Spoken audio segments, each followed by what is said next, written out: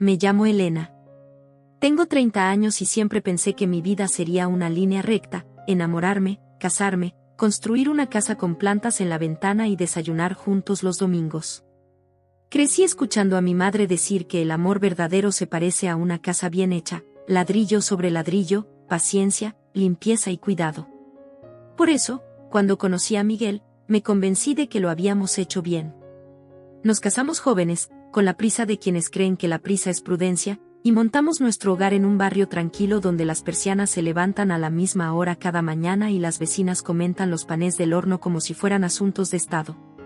Al principio todo fue precisamente como imaginé, cenas a la luz de una lámpara que perdía un poco de pintura, risas sobre platos que nunca coincidían en la mesa, planes pequeños que se sostienen en la ternura de decir, mañana lo hacemos.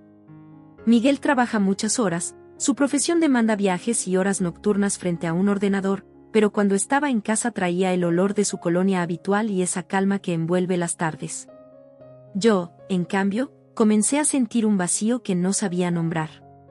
No era solo la ausencia de Miguel los días en que se iba, era la sensación de que mi voz era una radio en otra habitación, una canción que yo ya no reconocía. Trabajaba en una pequeña editorial. Rodeada de papeles y de historias ajenas, empecé a sentir que mi propia historia se volvía un manuscrito que había dejado en un cajón. Aquellas tardes en la oficina me transformaban, leía a otros y no me reconocía en mis páginas. Fue entonces cuando conocí a Marcos. Llegó como llegan las cosas que no se planean, con un proyecto urgente, una sonrisa que no pedía permiso y una atención que tenía la precisión de las cosas nuevas.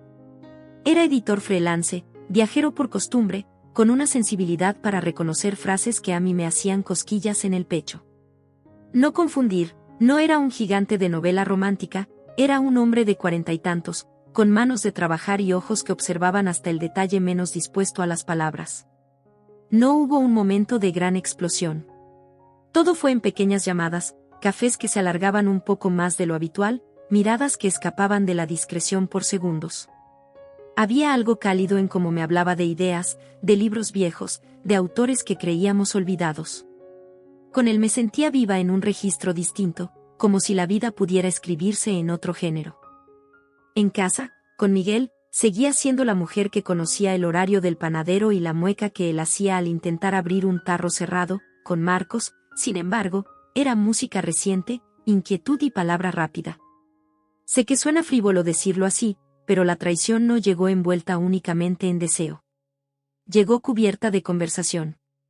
Discernir la diferencia entre amistad intensa y extralimitación fue mi gran error. Me decía que era profesional, que no quería arriesgar nada de lo doméstico, que necesitaba esa complicidad intelectual. Y yo, orgullosa de mi autonomía, le creí hasta que me encontré respondiendo mensajes a la madrugada, solo porque la madrugada parecía más confidente que mi sala de estar iluminada por la tele donde Miguel veía programas que yo ya no entendía. La primera vez que crucé la línea fue exactamente como temería, sin ruido, con la delicadeza de las cosas que se rompen casi sin sentir. Fue en mi coche, en un aparcamiento apartado después de una presentación. La conversación se volvió confesión y la confesión nos llevó al silencio que antecede una decisión. No describiré lo que pasó, no quiero escribir escenas que parezcan postales de una vida que desprecia las consecuencias.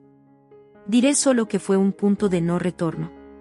Me sentí culpable en cuanto terminamos, pero también, paradójicamente, eufórica, había descubierto que podía elegir algo que no estaba en la cartografía de mi matrimonio. Esa sensación me acompañó, como un olor que no desaparece después de cerrar una ventana. Desde aquel día, mi casa se volvió un teatro de doble papel. Al llegar por la noche, me ponía la máscara de la mujer que atiende las pequeñas ceremonias del matrimonio, preparar la cena, preguntar por el día, fingir interés por los informes que Miguel traía en su portátil. En el espejo de la cocina veía a dos mujeres, una que sabía ordenar la ropa, la compra y las facturas, otra que calculaba tiempos y escondía mensajes. A veces pensaba que no era más que una actriz en una obra sin público, y esa idea de fingimiento me quitaba el sueño. No por el sexo, no lo reduciré a eso, sino por la traición a la promesa silenciosa que nos habíamos hecho, ser la casa el uno del otro. Las cosas se deterioraron con la torpeza propia de los enamorados inexpertos. Marcos y yo intercambiábamos notas, Nos buscábamos a través de encuentros casuales que empezaron a tener la obsesión de lo planificado. Me sentía viva, sí, pero también cada encuentro dejaba una factura que se acumulaba en las grietas de mi hogar, olvidos pequeños, una bombilla que se fundía y no cambiaba, una conversación interrumpida por mi mirada al móvil. Miguel empezó a notar cambios, no era ciego. Observaba mis silencios con la paciencia de quien mira un reloj, espera, mira, calcula. Le dije que estaba cansada por el trabajo, que necesitaba espacio. No reclamaba explicaciones, mi silencio bastaba. Pero el silencio tiene textura, puede ser comodidad o arma arrojadiza, y en nuestra casa empezó a ser un arma. Lo que no esperaba era que Miguel no buscara respuestas en la rabia inmediata, sino que actuara con algo que me pareció peor, con atención fría. Me preguntó por el coche cuando miré el barro en mis botas, me dijo que había visto un mensaje y que no quería saber su contenido, que solo quería sinceridad. Dime la verdad, Elena, me pidió una noche, y yo no supe cómo. Las palabras se trabaron en mi garganta, como si la verdad fuese un bocado demasiado grande para tragar. Le mentí, en ese momento lo hice con la torpeza de quien protege una mentira como quien protege una herida. Le dije que todo estaba bien y que era yo la que se había cambiado. Él asintió sin grandes aspavientos, y esa asunción pareció cimentar mi culpa más que cualquier reproche. Sin embargo, Miguel no era un marido que esperara a ser traicionado para descubrir la verdad. Encontró una invitación que yo no había borrado, un correo en el buzón común que no pensé que permanecería. Fue algo pequeño, una confirmación de asistencia a una presentación, mi nombre en el remitente, una hora, pero a Miguel le bastó para empezar a reconstruir un mapa. No lo hizo en público. No gritó. Tampoco rompió cosas como un protagonista de tragedia barata. Su método fue silencioso y letal, se organizó, tomó fotos de mi coche en el garaje, memorizó licencias, y dejó que la evidencia crepitara en la cocina como hojas secas. Cada vez que yo intentaba preguntarle algo, cambiaba el tema con la suavidad de quien corta una fruta con un filo sin afilar. Recuerdo la tarde en que lo confronté, porque fue la primera vez que escuché su voz con esa mezcla de dolor y asombro. No fue una discusión, fue una conversación en la que dos publicaciones diferentes de la misma vida se encontraron. Me dijo, no vine a buscar culpables, vine a saber si quieres seguir. Su mirada no era de ira, era de incredulidad. Yo podía haber descrito el acto con detalles, justificarlo con motivos, o decir que había sido un error aislado, cualquiera de esas rutas hubiese tenido su propio peso. En lugar de eso, hice lo que a tantas personas les cuesta admitir, me callé. Callé porque la explicación se me parecía a un alivio falso, y callé porque sentía que cualquier palabra que pronunciara sería una nueva herida. El silencio, otra vez, se apoderó de nuestra casa, pero esta vez con una carga diferente. Antes, era un escudo para mis secretos, ahora, se había vuelto un espejo que me devolvía la imagen de la traidora. Miguel comenzó a moverse con rituales, dejó notas con recordatorios simples en la nevera, volvió a preparar cafés por la mañana aunque me levantara antes que él, se ocupó de la lavandería con puntualidad. Parecía intentar reconstruir lo cotidiano para ver si el matrimonio podía sostenerse únicamente sobre responsabilidad y disciplina. A mí me pareció admirable y patético a la vez. Admirable porque mostraba un amor que no explotaba, patético porque me sentía incapaz de corresponder. Hubo, sin embargo, un día en que su respuesta cambió de estrategia. Miguel decidió que la verdad debía mirarse con ojos fríos y medidos. No habló de perdón inmediato ni de castigo, habló de pruebas. No lo entendí en ese momento, me pareció una venganza calculada, como si quisiera que yo experimentara el mismo desasosiego que él. Pero con el tiempo comprendí otra cosa, su voluntad no era lastimarme por principio, sino comprender la naturaleza de mi traición. ¿No es eso lo que más duele?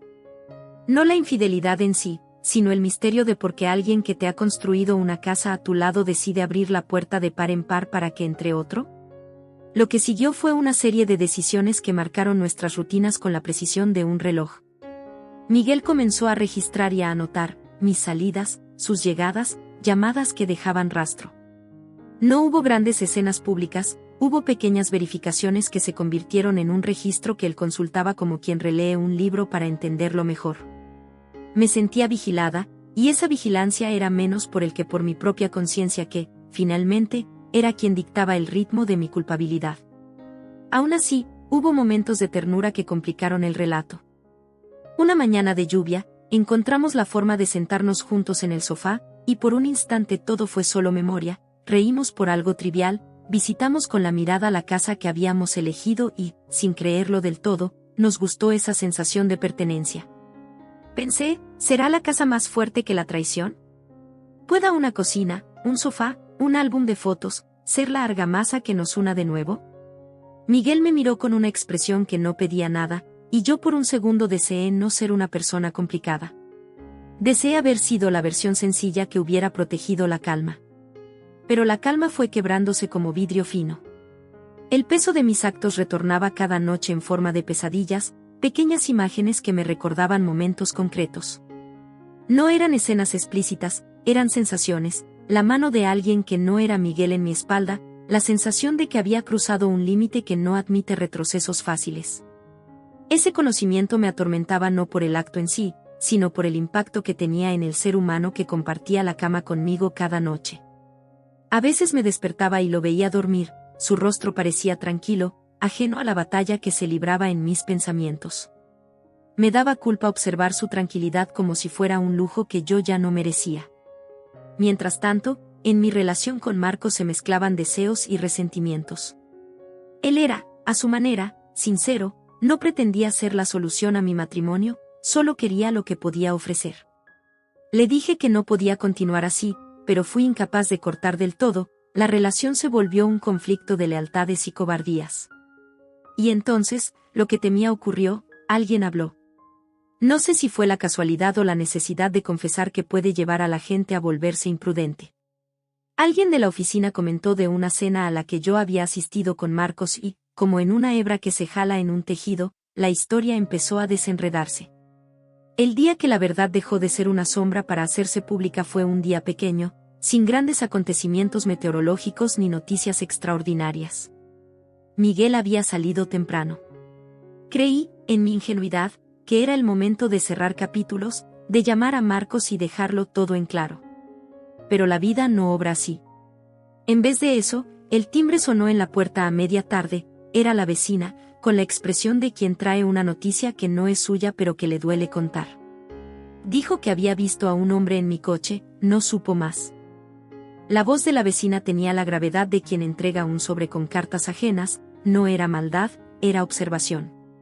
Ese simple comentario bastó para que mi mundo doméstico se resquebrajara. Regresé a casa con la sensación de que el suelo se alejaba bajo mis pies. Busqué entre mis cosas, revisé mensajes, borré huellas como quien intenta recomponer una vida rota. Miguel volvió antes de lo habitual. No sé cuál de los dos estaba más tenso, él con la evidencia que iba acumulando poco a poco y yo con las pruebas que había intentado esconder sin eficacia. No hubo gritos. Hubo una conversación que parecía más bien la lectura de un expediente. Él desplegó frente a mí una serie de hechos, horarios, coincidencias, fotos. No pretendía ser juez, pretendía ser claro. Y cuando me miró por fin, su pregunta fue simple y devastadora: ¿qué quieres hacer ahora? Por primera vez desde que todo empezó, supe que no podía inventar explicaciones que me redimieran. No era cuestión de justificar el acto, era cuestión de decidir sobre la vida que quedaba por delante. Podía elegir la ruta del arrepentimiento sincero y quizá intentar recomponer con mucho trabajo la casa que habíamos edificado, o podía seguir una senda nueva, deliciosa y peligrosa, pero cargada de incertidumbres y de dolor futuro. No elegí en ese instante. Me quedé en silencio, como quien sostiene la respiración antes de saltar. Y fue en ese silencio donde entendí que nuestras vidas ya no podían continuar como antes, algo se había roto de manera irreversible. Pero también supe que la historia no terminaba allí. Había un desenlace, una decisión que debía tomarse, y una consecuencia que esperaba a la vuelta de la esquina. No puedo decir más ahora. Hay detalles que deben contarse con cuidado para que el lector no solo entienda, sino sienta la trama. Hay momentos en los que la verdad no es rápida ni sencilla, es una conversación con muchas voces. Cuando me preguntan por qué lo hice, a veces respondo con evasivas: me equivoqué, fui débil, buscaba algo que no supe nombrar. Pero la verdad completa es más larga, más contradictoria y, sobre todo, más humana. Y esa verdad tendrá su tiempo para salir. Cuando me lo pidas, seguiré contando. Han pasado 2 años desde aquella noche en que todo se derrumbó. No hubo reconciliación inmediata ni ruptura dramática, hubo distancia, silencio y un aprendizaje que solo el tiempo puede dictar. Miguel se marchó primero, sin portazos ni escenas. Dejó su anillo sobre la mesa del comedor, justo donde solíamos dejar las llaves, y me dijo algo que aún resuena en mi cabeza: no todo lo roto se repara, Elena. Pero hay cosas que, aunque rotas, siguen teniendo valor. Viví meses como una sombra dentro de aquella casa. Quité sus fotos, pero no su olor. Cambié los muebles, pero no el eco de su voz. Comprendí que el verdadero castigo no era su ausencia, sino convivir con lo que había hecho. Nadie te advierte que la culpa no grita, susurra, se sienta contigo a desayunar, te acompaña cuando apagas la luz. Con el tiempo, Marcos también desapareció de mi vida. No hubo despedidas largas. Simplemente dejó de llamar, y yo no lo busqué. Me di cuenta de que no lo amaba, solo me había reflejado en él para escapar de lo que no quería ver en mí. Hoy vivo en otro piso, más pequeño, con una terraza desde la que se ve el mar. A veces pienso en Miguel y en lo que fuimos, sin rencor, sin nostalgia exagerada. Aprendí que amar no basta si una parte de ti no sabe cuidarse a sí misma. Aprendí también que las traiciones no siempre destruyen, a veces revelan quién eres en realidad. No busqué perdón, porque entendí que el perdón no se pide, se demuestra. Y, aunque mi historia no terminó con un abrazo ni con una segunda oportunidad, sí terminó con algo que nunca había tenido: verdad. Y la verdad, aunque duela, siempre libera.